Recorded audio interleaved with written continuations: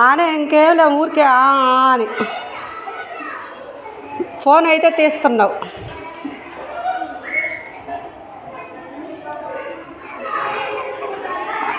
ఏం చేస్తావు? నాకు ఊరికే భలే తెలివయ్యా. మీ పక్క వాళ్ళ నీళ్లు తాగాలరు అన్నీ మా నాయన అట్ట పెంచలా.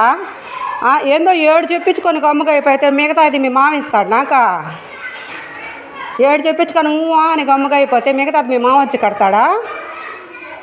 నా దగ్గర ఉంటే 100 సార్లు 1000 సార్లు అసలు నేను అడగపోయేదేలే. నాకేం అవసరం చెప్పు? పోయాయి అనుకుంటాడన్నా, పడిపోయాయి అనుకుంటా.